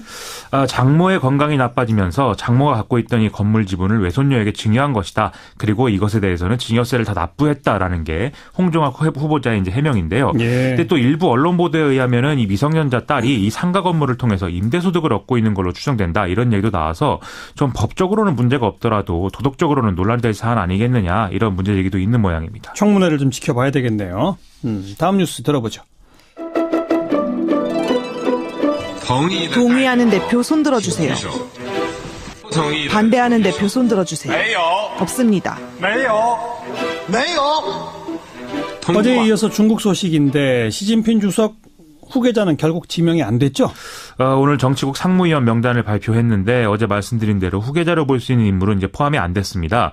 이렇게 되면 시진핑 중국 국가주석은 집권 2기 기간 동안에 이 차기 지명자로부터 뭐 정치적 위협이나 도전을 받지 않는 그런 상황에서 강력한 추진력을 발휘할 수 있게 된다라는 해석이 이제 제기되고요. 또 정치국 상무위원 명단에 시진핑 주석 친위대로 불리는 인물들이 다수 발탁됨에 따라서 시진핑 1인 지배 체제가 더 강화됐다 이런 평가 나오고 있습니다. 네, 그러면 이제 장기 집권으로 가는 겁니까? 일단 두고 봐야 될 것 같습니다. 시진핑 주석이 2022년에 세 번째 연임을 하기 위해서는 68세 이상은 은퇴한다라는 7상8하 원칙을 깨야 되거든요. 네. 근데 올해 69세로 시진핑 주석 측근인 왕치산이라는 사람이 뭐 이번에 유임이 됐다면은 이 원칙이 깨지는 선례가 생겼을 것이고요. 그러면 시진핑 주석 역시도 68세를 넘어서 집권할 수 있는 근거가 됐을 텐데 이 사람이 이제 유임이 안 됐다는 것입니다. 네.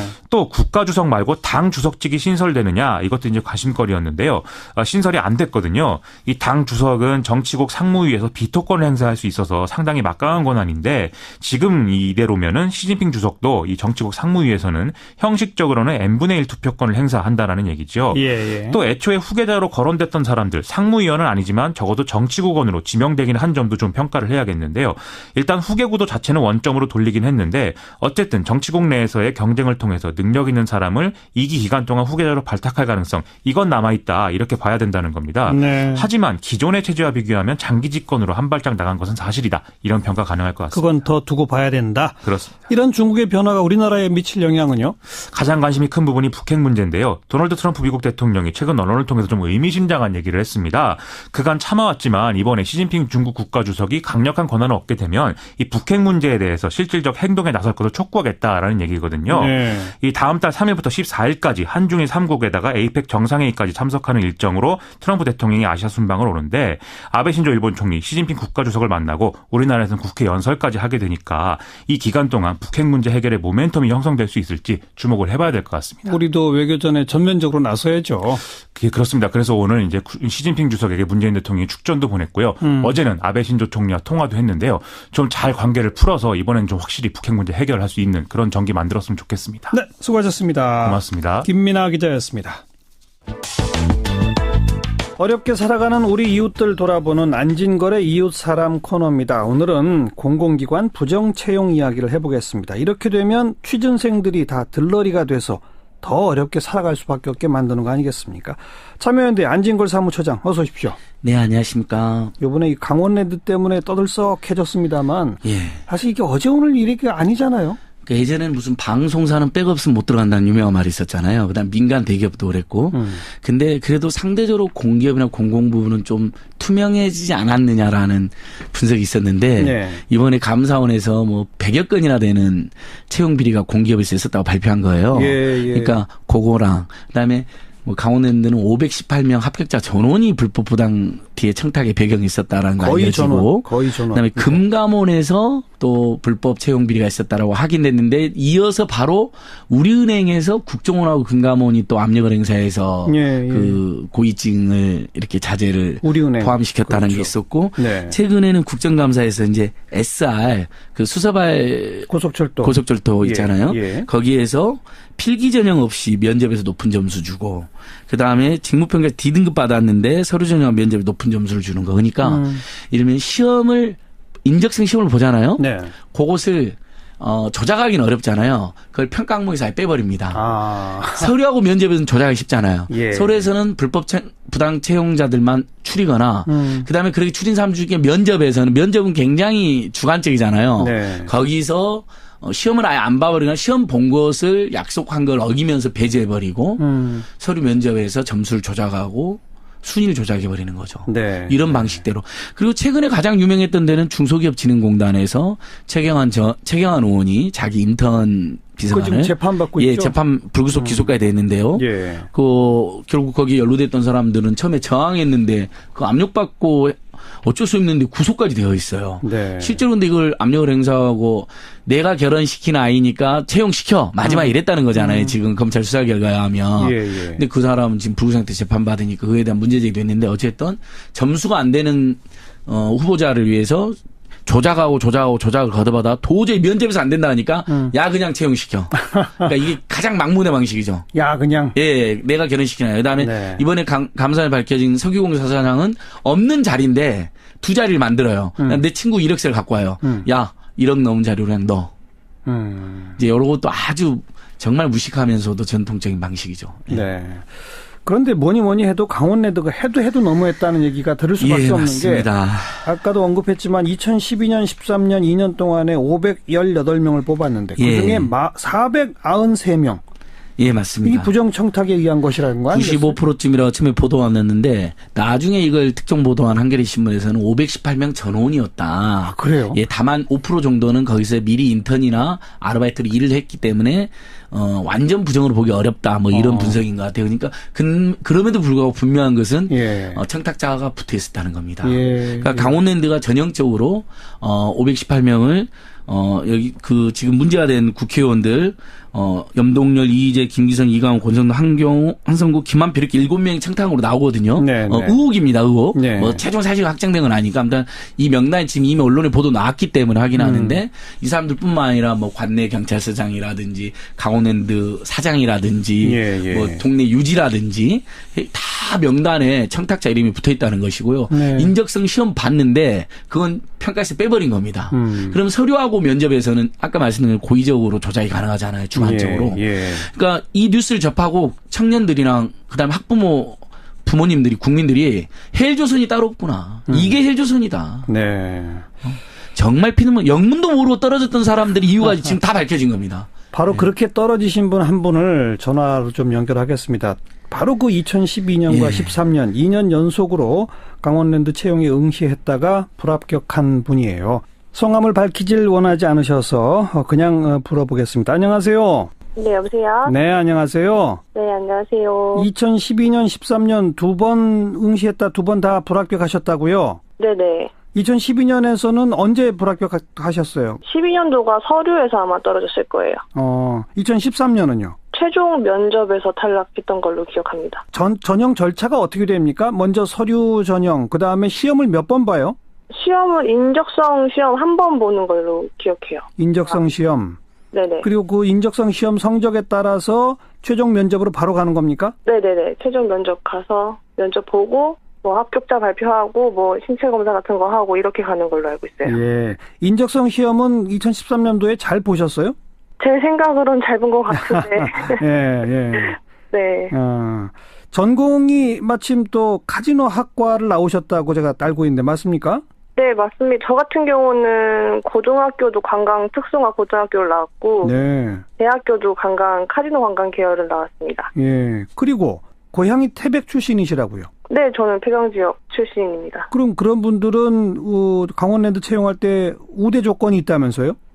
제가 알기로는 뭐 폐경 지역 주민 우선 채용도 있고 부모 광산 경력 10년 이상인 자녀 우선 채용도 있고 그다음에 폐경 지역 뭐 고등학교 졸업자 등등 되게 많은 걸로 알고 있는데 뭐 결과적으로는 뭐 지역 출신 혜택보다는 돈과 백이 좀 더 강하지 않았나 생각도 있어요. 그 2012년 13년 2번 떨어지시면서 그냥 내가 실력이 부족했나 보다 이런 생각하셨어요? 아니면 다른 생각이 좀 들던가요? 처음에는 그런 생각을 많이 했는데 이제 나중에 합격자 발표하고 뒷말이 나오잖아요. 아하. 네, 그때 이제 들렸던 말들이 굉장히 많았어요. 예. 뭐 채용에 뭔가 문제가 있다. 예. 뭐 백으로 입사했다. 예. 돈 주고 입사했다. 그리고 그때 뭐 당시 사장이 뭐 선거 출마를 하는데 뭐 입사 조건으로 표심을 샀다. 예. 아니면 선거 자금을 받았다라는 그런 얘기들이 되게 많았어요. 예. 그런 얘기들이 바로 2013년 채용 탈락한 직후부터 나왔다 이 말인가요? 그렇죠. 그럼 그 동네에서는 그 강원랜드 인근에서는 다 알던 얘기인가요? 기본적으로 이제 어느 정도는 알고 있는 얘기들이 많았죠. 이 채용에는 문제 있다라고 하는 설은 거의 파다했다? 네네네. 그런데 요번에 이제 보도를 보니까 뭐 518명 거의 전원이 다 청탁에 의한 것이다. 이렇게 지금 드러나고 있지 않습니까? 네네. 그런 사실 그 신문 보도를 보고서 어떤 생각이 드셨어요? 알고는 있었는데 네. 진짜 다시 한번 놀랐어요. 그때 진짜 소문으로만 들었던 일들이 진짜 사실이었구나 하는 생각에 되게 충격도 많이 받았고요. 예. 그게 반대로 정말 화도 너무 많이 나는 거죠. 518명 가운데 뭐 한 대여섯 명 정도라고 생각하셨어요? 어떠셨어요? 그렇죠. 다 전원이 다 그게 아니고 한 대여섯 명 뭐 이 정도만 생각했었는데 이거는 거의 뭐 95% 100% 다 그랬다고 하니까 네. 더 자괴감이 많이 들죠. 진짜 돈 없는 사람은 아무것도 안 되는구나 하는 생각도 들죠. 네. 그래 지금은 어떤 일 하고 계십니까?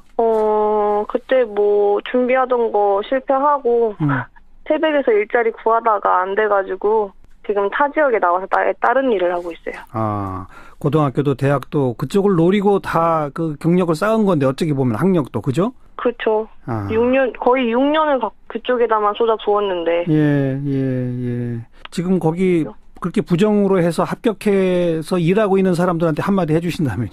정말 그냥 그런 사람들 말고 정말 돈과 백 때문에 기회조차 얻을 수 없는 나라가 아니고 열심히 하는 사람한테 기회가 줄 수 있는 그런 나라를 만들어 주셨으면 좋겠어요.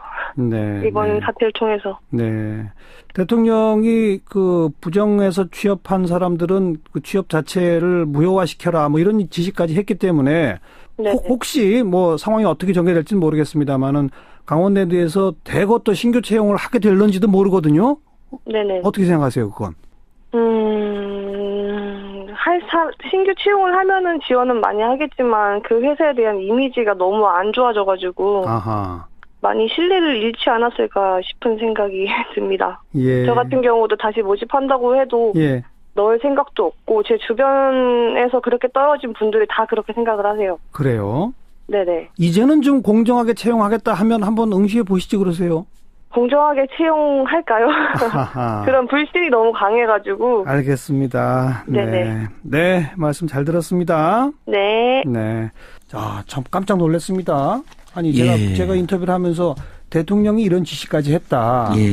아주 면밀하게 조사를 해서 부정 채용된 게 확인되면 그 사람들 이 채용 자체를 박탈을 시키고 그런 전제로 이제는 좀 제대로 뽑겠지라고 저는 생각해 봤는데 그렇게 질문했는데도 이분은 못 믿으시네요. 맞습니다. 얼마나 절망과 분노가 크면 그럴까 싶습니다. 모든 국민들이 이번에 깜짝 놀란 게 뭐 민간 대기업이나 일부 공기업에서 뭐 소수 정도는 뭐 낙하산이 있거나 부정 채용이 있겠지 했는데 518명 거의 전원이 불법 부정 청탁이었고 그러니까요. 아예 없는 자리를 만들어버리고 뭐 다른 공기업에서도 100여 건이나 적발됐다고 하고 그 외에도 지금 국정감사에서 계속 밝혀지고 있는 거잖아요. 막 계속 무슨 조작을 하고 막 없는 자리를 만들기도 하고 이런 것들도 그러니까 이렇게까지 심각하면 대통령이 나서서 그렇게 시원하게 전수조사하고 그렇게 부정하게 합격한 사람 다 떨어진 방법까지 강구해라 했어도 이제 반가우면서도 이 정도로 썩었으면 믿을 수 없다 이렇게 되는 거죠. 그러니까 해일조선에 대한 정내미가 완전히 떨어진 그 당사자의 반응이었다 생각합니다. 우리 모두가 지금 얘기가 그런 얘기 아닙니까? 방금 그 인터뷰한 너무나 놀랬다는 거 아니에요? 청년에게 한 몇 명 정도 부정 채용이 있겠지 생각했는데 그러니까 우리 모두가 이 채용으로 상처받은 이 청년에게 사과를 해야 되지 않는가 우리 사회가 이 정도의 심각한 걸 몰랐다고 하니 근데 분명히 감사원도 일부 알고 있었고 검찰도 2016년에 수사를 한 거로 나오잖아요. 근데 감사하고 수사하고 봐줬던 사람들도 책임을 물어야 되는 거죠. 당연한 얘기죠. 2016년도에도 고위 국회의원들이 7명이 청탁자라는 거 명단 나왔는데 실제로는 염동열, 이재원 2명만 그것도 서면 조사했다는 거거든요. 네. 그다음에 브로커도 1명 지금 공개가 됐다는 거잖아요. 예, 예. 그 지역에 이제 힘께나 쓰고 다니는 돈 2천만 원씩 받고 3천 받고 그거 밝혀졌는데 검찰로부터 전화 한 통 안 왔다는 겁니다. 네, 네. 그러니까 봐주기로 작정을 하지 않았나. 총체적으로 아예 힘 있는 사람들 권력층에 전리품으로 공기업에 채용 일자리를 넘겨준 다음에 예. 그 지역사회에서 그것을 아예 묵인해주고 권력층이 그걸 비호하는 그런 문화였지 않나 이렇게 생각해 봅니다. 그래서 대통령의 특별 지시로 저는 그쳐서는 안 된다. 네. 이행 점검까지 반드시 하셔야 된다 이렇게 생각도 해봅니다. 공공기관 그 자체 하나만이 문제가 아니다. 감사원, 검찰, 예. 경찰 사실 그 조금 아까도 그 인터뷰한 분 2012년 13년 떨어진 직후부터 그 지역에서는 소문이 파다했다. 예. 그 정도면 모르는 게 오히려 이상하죠. 그 사정기관이. 예. 그 강원랜드에서는 그걸 감시해야 될 경찰서장도 부정청탁을 하는 겁니다. 그러니까 예. 감시가 안 되는 거죠. 예. 사장도 부정청탁. 심지어 이제 대부분 공기업은 그래도 노동조합들이 그런 감시 견제 역할을 해주는데 네. 어떤 경우에는 노조에서도 일부 부정청탁을 해버리는 경우가 맞아요. 있으니까. 맞아요. 우리가 이제 노동조합이 기대하는 역할은 그런 게 아니었잖아요. 정말 안에서 경제투쟁도 밖에서 국민들과 함께하는 좋은 일도 하되 안에서 그런 감시 견제를 해달라는 거거든요. 그러니까 뭐 다 그런 건 아닙니다. 네. 일부 노조에서 그런 일까지 있었던 걸로 밝혀지니까 예. 충격이 큰 것이죠 지금 더. 네. 네. 이렇게 되면 사실 공공기관의 그 직장을 우리가 흔히 신의 직장 이렇게 부를 맞습니다. 정도로 예. 공무원 다음 가는 자리로 많은 청년들이 거기를 이제 목매달고 지금 응시를 하는데 조금 아까 얘기 들은 것처럼 이젠 아예 공공기관은 안 갈래라고 포기해버리는 사람도 막 늘어날 것 같아요. 맞습니다. 이런 상태가 계속 오래되면. 예, 그러니까 고용불안과 저임금 시대에 우리 공무원하고 공기업에 대한 인기가 이제 급상승해서 저번에 문제가 됐던 중소기업진흥공단도 뭐 40명 뽑는데 뭐 4,000명이 넘게 응시를 하고 그렇더라고요. 네, 네. 100대 1 막 기본적으로 이렇거든요. 그러니까 일자리가 아무리 중요하다고 말은 못합니까? 그래서 다 열심히 준비했고 좋은 일자리 가려고 그랬더니 이미 뽑힐 사람 내정되어 있고. 그러니까요. 방금 그 젊은이가 더 분노한 이유는 뭐냐면 사실은 그분들이 다 들러리를 쓴 거거든요. 그렇죠. 그렇죠. 장식품이었던 겁니다. 네, 네. 이 분노가 더 큰 겁니다. 그래서 이번에 대책 지시가 나왔는데 낙하산 사장들이 주로 그런 짓을 또 많이 합니다. 자기들 정통성도 약하고 부정부패에 굉장히 연루되어 있는 분들이 많으니까. 그리고 낙하산이라고 예. 하는 것 자체가 누구 은덕을 입은 사람이잖아요. 맞습니다. 그러니까 당연히 자기를 거기 심어준 사람이 요청하면 예. 그거 어떻게 거부합니까? 이런 게 또 문제인 거죠. 예, 그렇습니다. 예. 그다음에 특채 이런 게 남발되면서 그런 식으로 불법이나 부정으로 들어오는 예. 경우도 있거든요. 특채도 줄여야 되고요. 특채보다는 예. 완벽한 공개 모집. 예, 맞습니다. 네. 그다음에 아무튼 내외부의 감시와 견제 장치가 대폭 강화됐는데 일단 불법 부정 채용되면 100% 취소되는 법제도를 만들어야 됩니다. 예. 그러면 어차피 밝혀지게 되는 거니까 다 취소되고 망신까지 당하는 거잖아요. 그렇죠, 그렇죠. 예를 들면 뭐 월급도 토해내게 만드는 거죠. 예. 아예 꿈도 못 꾸게. 그러니까 예. 당사자들 물론 당사자는 모르게 진행되는 경우도 있습니다. 그런 경우가 있잖아요, 일부. 부모라든지 힘 있는 기관이 몰래 그렇죠. 하는 경우도 있는데 그렇죠. 그럼에도 불구하고 그건 다른 사람 일자리 빼앗는 거니 그 자체가 정의가 아니거든요. 그래서 예. 아예 받은 월급도 토해내게 만들어야 됩니다. 이런 생각도 들고 그리고 채용비리에 연루된 임원 같은 경우는 반드시 아까 검찰 경찰 그 감시 소리한 사람들까지 비호한 데까지 해서 엄벌 엄청 받으면 예. 다시는 그러지 못할 거 아닙니까? 이러면 내가 이거 조금만 도와줬다가 인생 망한다 잘못하면 그리고 그런 전례만 쌓여도 그렇죠. 못하는 거죠. 근데 그동안 계속 봐줬거든요. 감사원이 봐줬고 검찰이 봐줬습니다. 이건 저희들이 여러 번 고발해봐서 압니다. 네. 한 번도 제대로 처벌을 못 받았어요. 예. 네. 이번이 절대적인 어떤 기회라고 볼 수 있습니다. 절대적인 기회입니다. 그러니까 기회. 정말 공공기관 전수조사 꼭 필요하고요. 전수조사를 해서 문제가 있으면 지금 지적하신 것처럼 감사 또 사정기관에 이르기까지 엄정한 처벌을 하고 그 다음에 문제가 이제 채용 과정을 투명화하고 어떻게 감시할 것인지 먼저 그 썩은 살부터 도려내야 되지 않겠어요? 맞습니다. 그러니까 예전에 채용 비리가 심각할 거라고 생각했던 많은 기업들이나 뭐 힘 있는 기관들에서 의외로 투명하게 이렇게 해서 요즘은 블라인드 채용해가지고 특히 블라인드 면접해가지고 인재가 골고루 들어온다는 분석도 있는 것이거든요. 그러니까 내부의 견제가 잘 되고 관행을 고치고 그러니까 충분히 고칠 수 있는 겁니다. 근데 어떻게 보면 부패나 비리가 만연하고 거기에 둔감했던 정권이라든지 그런 사정기관들이 있던 시절에 이런 게 더 늘어나는 거거든요. 그러니까 이제 촛불시민혁명 1주년 나가고 헬조선을 완전히 바꿔야 된다는 여론이라는 게 바로 이런 황당한 비리를 완전히 없애는 것이거든요. 네. 여기서부터 해야 됩니다. 네. 일자리 늘어나면 뭐 하냐고요. 그러니까요. 우리 서민 중산층 자제들은 모두 들러리가 되고 장식품이 되는 건데, 그러니까 일자리 늘어나는 것과 동시에 비정규직 정규직화하는 것과 동시에 거기에 열심히 땀 흘리는 젊은이들이 가게 만들고 예. 반드시 그 과정에 단 하나의 부정 채용자라도 있다면 그것과 연루된 모든 사람들은 폐가망신을 당할 상황까지 돼야지 이게 없어집니다. 저는 요 문제만큼은 저희가 더 단호하게 해야 된다고 생각합니다. 알겠습니다. 이게 다른 사람의 기회를 짓밟는 엄청난 범죄거든요. 네. 강원랜드 썩을 대로 썩은 곳이 하나의 어떤 계기점이 돼서 대대적인 혁신으로 이어졌으면 좋겠습니다. 예. 자, 오늘 여기까지 수고하셨습니다. 예, 저희들도 더 발로 뛰어야겠습니다. 고맙습니다. 참여연대 안진걸 사무차장이었습니다. 시사자키 오늘 여기까지입니다. 내일 다시 뵙죠. 안녕히 계십시오. 될지 지켜보겠습니다. 고맙습니다. 예, 감사합니다. 국민의당 정동영 의원이었습니다. 자유한국당 홍준표 대표가 경남도지사 시절에 임명한 단체장과 기관장들 그 가운데 5명이 구속될 정도로 문제가 너무 많은 인물들이다. 이 인사들 사퇴하라. 또 홍준표 대표는 사과하라. 아니면 홍 대표가 스스로 나서서 이 사람들 사퇴를 요청해야 한다. 이런 목소리가 경남의 시민단체들 또 경남의 정치권에서 나오고 있습니다. 정의당 경남도당의 여영국 위원장을 연결해 봅니다. 안녕하세요. 네, 안녕하세요. 5명 그 가운데 1명은 얼마 전 그 국정원 심리전담당을 지냈던 현재 경남발전연구원 원장 맞죠? 네, 네, 그렇습니다. 나머지 사람들은 어떤 사람들이고 어떤 혐의를 받고 있는 겁니까? 우선 2013년도에 내가 그 홍준표 지사 첫 건인데 그 경남 FC 대표이사로 선임된 안종복 씨라고 있습니다. 네. 그분이 심판을 매수하고 또 이 구단의 그 비리를 그 돈을 횡령하고 예. 이등 혐의로 구속이 된 바가 있고요. 심판 매수 횡령죄.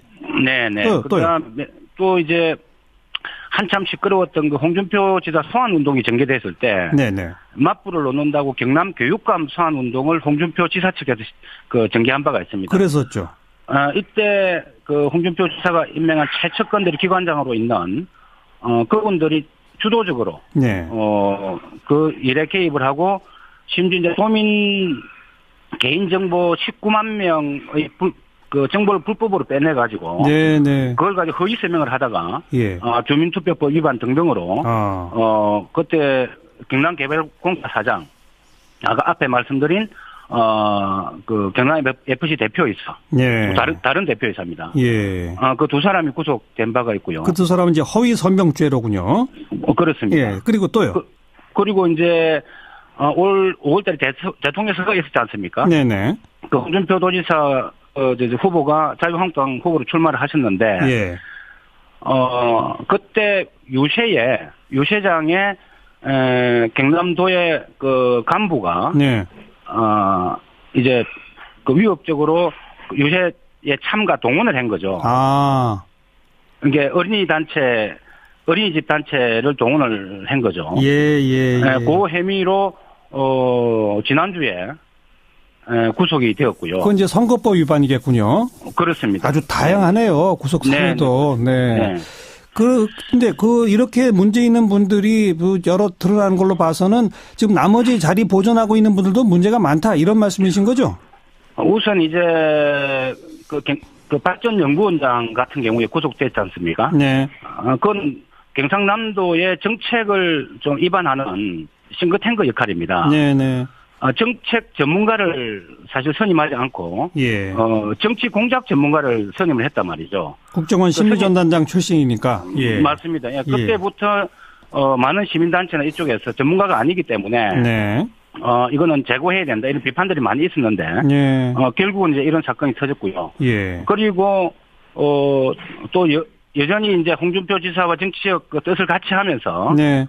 선거 때마다 이래 출마를 하려는 사람들이 예. 출마했다가 떨어지면은 또 기관장으로 임명하고 이런 분들이 또 몇 분 있습니다. 그러니까 이미 구속된 분들 말고도요. 현재 기관장 맡고 있는 사람들 가운데도 문제 있는 인사가 많다 이런 주장이신데 그렇습니다. 대략 몇 명 정도가 대상인 겁니까?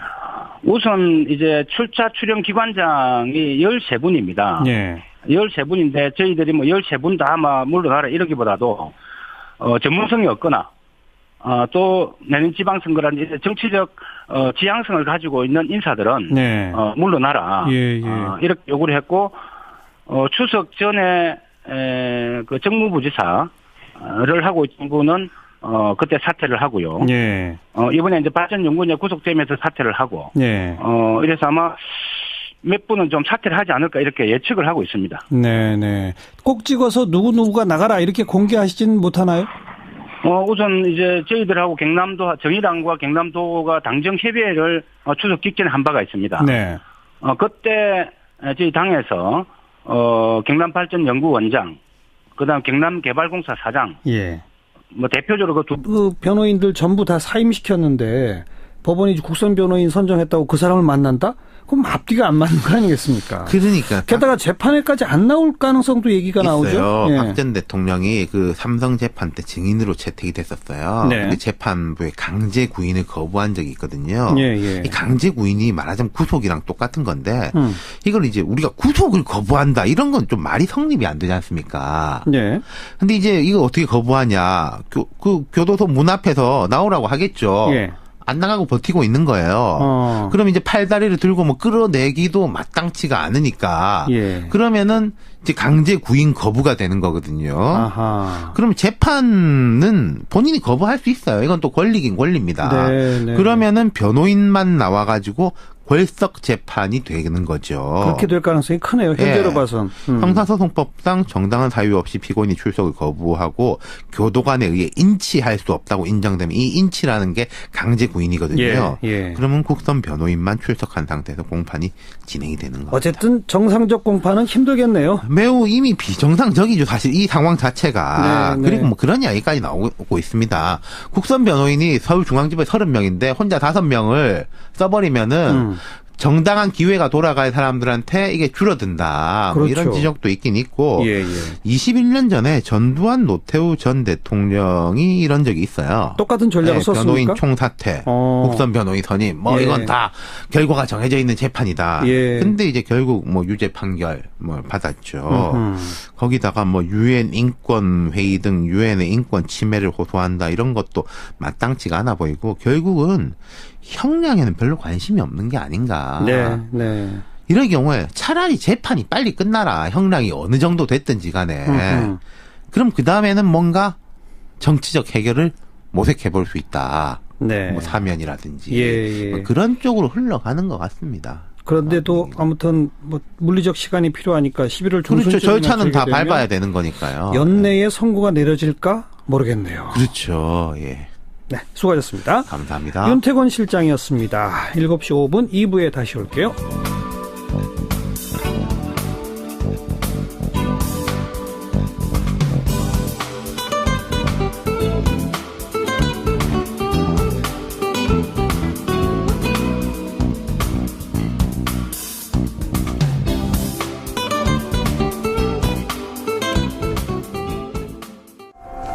어제 문재인 대통령이 청와대에서 노동계 인사들을 초청해서 만찬을 가졌죠. 민주노총 측 불참해서 참 아쉬움이 있습니다만은 어쨌든 문 대통령이 노동계를 대화의 장으로 끌어들이려고 노력하고 있다. 이런 점은 확인된 자리였는데 어제 그 자리 분위기 좀 듣기 위해서 거기 참석하셨던 두 분의 위원장을 오늘 스튜디오에 초대했습니다. 국회 환경미화원 노조의 김영숙 위원장 어서 오십시오. 감사합니다. 반갑습니다. 네. 그리고 청년유니원 김민수 위원장 어서 오십시오. 네, 반갑습니다. 네. 청년유니원은 우리나라 최초의 세대별 노조인 거죠? 네, 그렇습니다. 가입 자격이 몇 살부터 몇 살까지예요? 15살부터 39살까지입니다. 지금 조합원이 몇 명 됩니까? 2,000명 정도 함께하고 계십니다. 2,000명? 네. 그리고 지금 상근하세요, 위원장은? 네, 저는 전임하고 있습니다. 네. 근데 이 노조는 어디랑 교섭하나요? 일단은 저희가 보통은 청년들이 아무래도 다 영세한 기업에 있다 보니까 주로는 이제 청년과 관련해서 이제 정부 정책이 되게 중요합니다. 그렇죠, 뭐 그렇죠. 최저임금, 고용보험 그래가지고 사실 저희 표현으로는 정부와의 사회적 교섭이 참 중요하다. 네. 이렇게 이야기합니다. 네, 정부가 지금 교섭에 응해줘요? 일단은 어제 뭐 만나는 자리도 어떻게 보면은 넓은 의미의 면담이고 교섭이기 그렇죠, 때문에 그렇죠. 네, 저희는 폭넓게 해석하고 있습니다. 국회 환경미화원 노조는 정세균 국회의장 취임한 후에 다 정규직 되셨죠?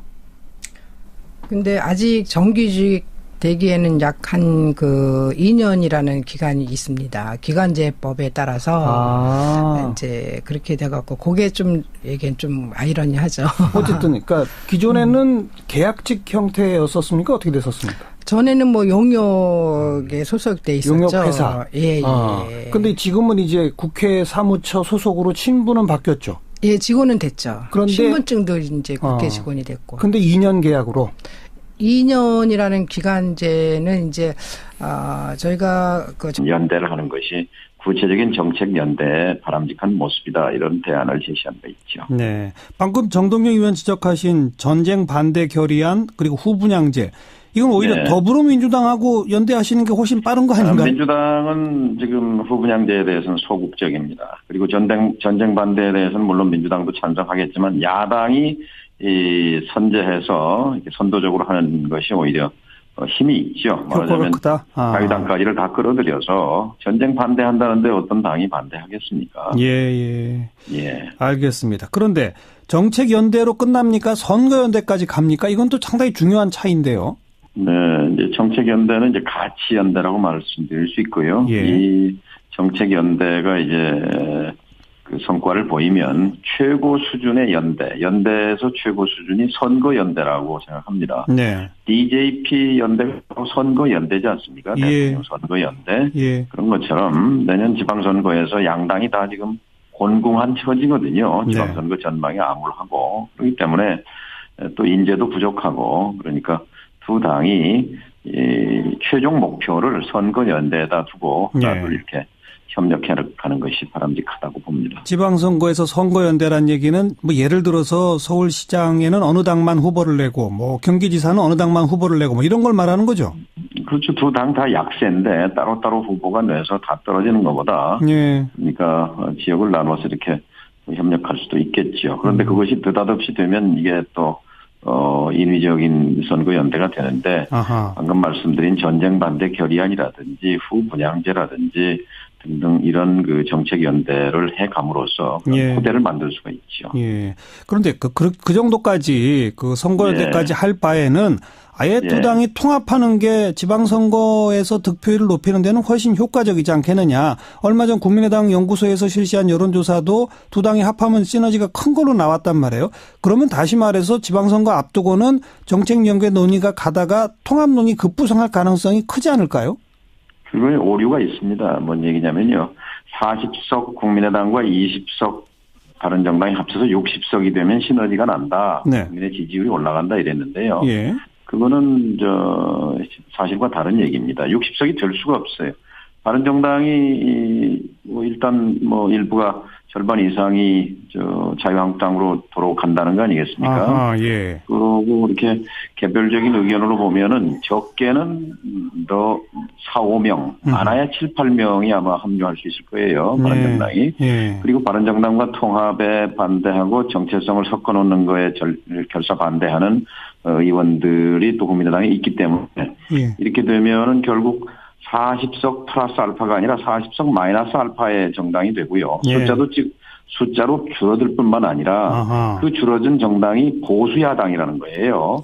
정도 보수야당이 되면 그런 정도 보수야당을 가지고 다음 총선거에서 저는 수도권이고 호남이고 전멸한다고 봅니다. 그렇기 때문에 그런 중도 보수야당에 올라탈 의원들이 많지 않을 거라고 생각합니다.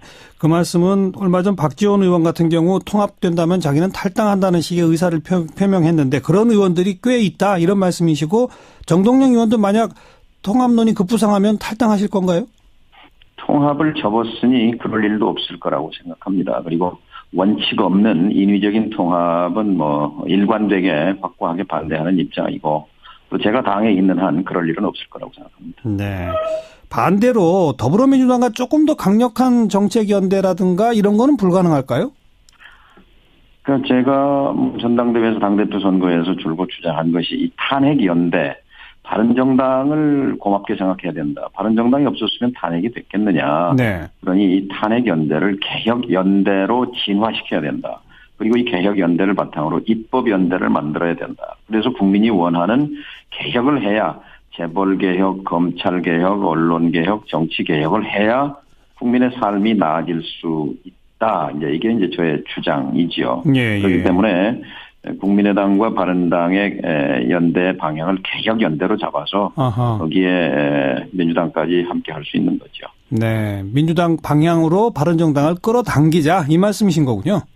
네, 민생 개혁에 대해서야 바른당도 반대할 이유가 없지요. 알겠습니다. 자, 오늘 여기까지 말씀 듣고 어떻게 또 추이가 진행. 여러분 안녕하십니까? 정관용입니다.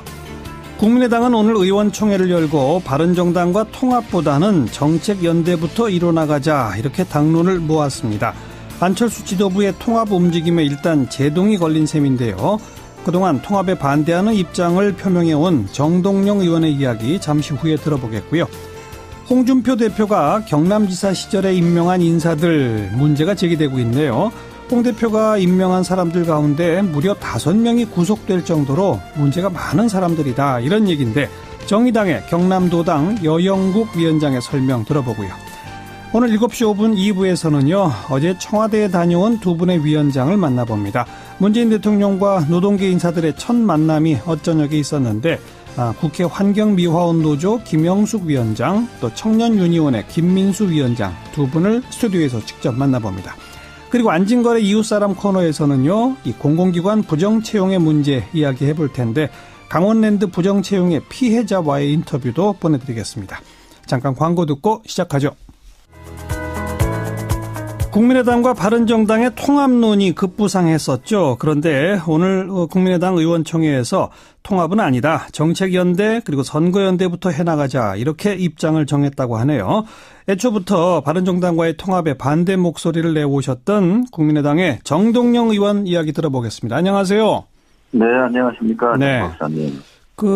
그러면 정책연대 그리고 선거연대부터라고 하는 얘기는 그런 걸 거쳐서 통합으로 가자는 얘기입니까? 아닌 겁니까?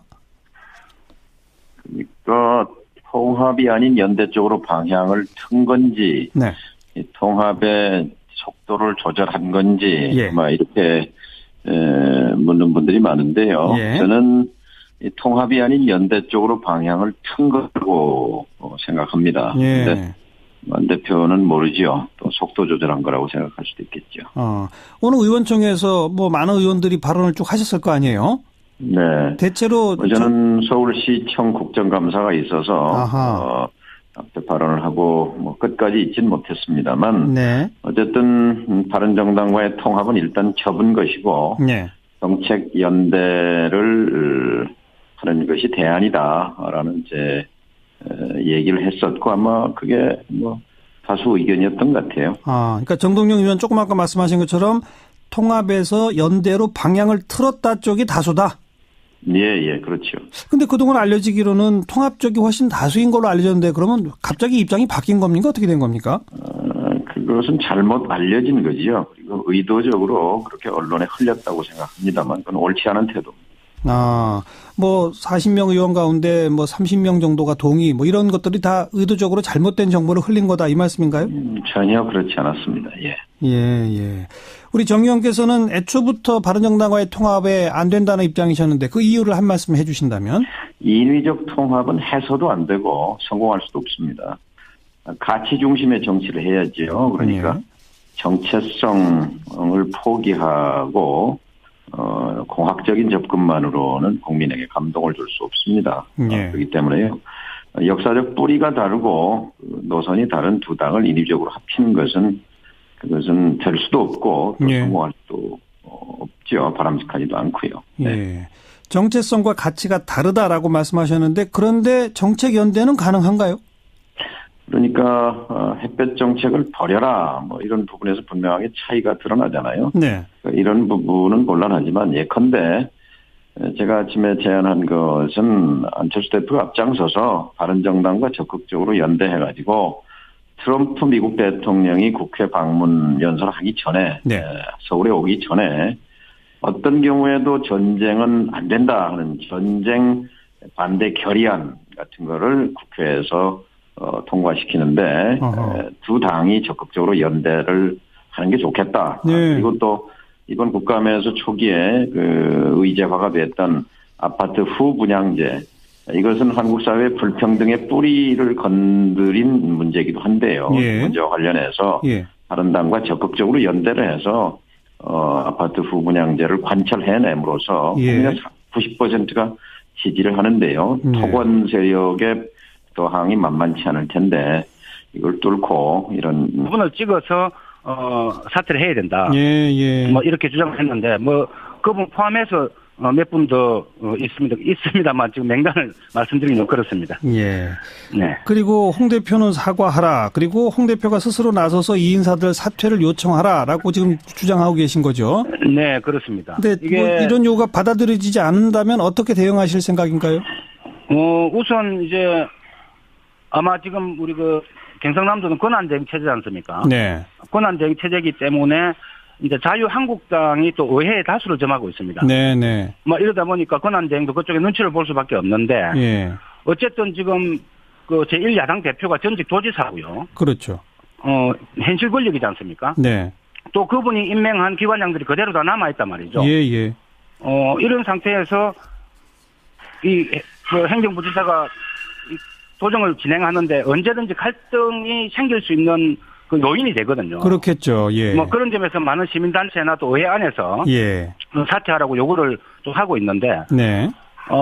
이게 임기가 정해져 있기 때문에, 네. 뭐 강제적으로 사퇴시킬 방법은 사실 없습니다. 그렇죠.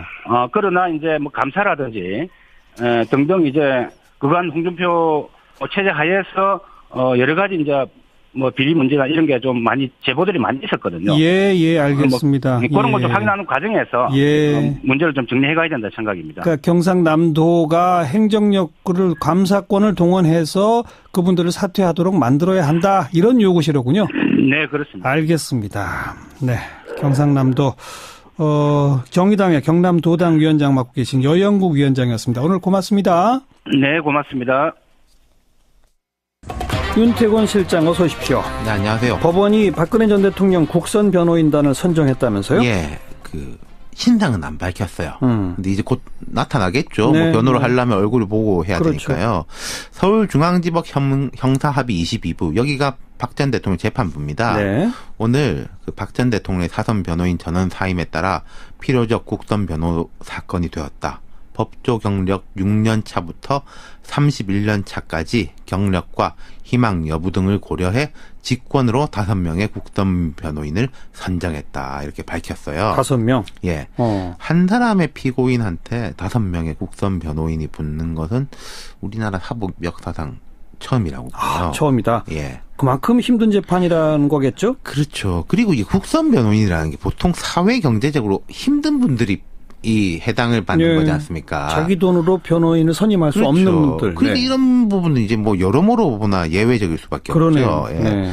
재판부는 이제 12만 쪽이 넘는 수사 기록과 법원의 공판 기록 등 방대한 기록 분량을 고려하고 사실관계 파악과 법리 검토 등이 필요하다고 봐서 원활한 재판 진행을 위해 여러 명의 국선 변호인을 선정하게 됐다. 이렇게 설명을 했어요. 네네. 통상은 한 명씩입니다. 한 명만 하겠죠. 예. 그리고 역대로 제일 많이 선임됐던 게 4명이라 그래요. 4명까지는 있었대요? 근데 이제 5명이 된 것인데. 그런데 그 5명이 지금 이 사건은 처음 접하는 거니까 준비가 전혀 안 돼 있을 텐데요. 그렇죠. 서울중앙지법 소속 국선 전담 변호인 30명이에요. 국선 변호인 이야기가 나온 자체가 이제 지난 16일에 박 전 대통령 변호인단이 일괄 사임하게 됐으니까. 제가 뭐 그분 한 분 한 분을 모르지만은 그때 어떤 분들은 이거 혹시 내가 했으면 좋겠다 생각하는 분들이 있었을 수도 있죠.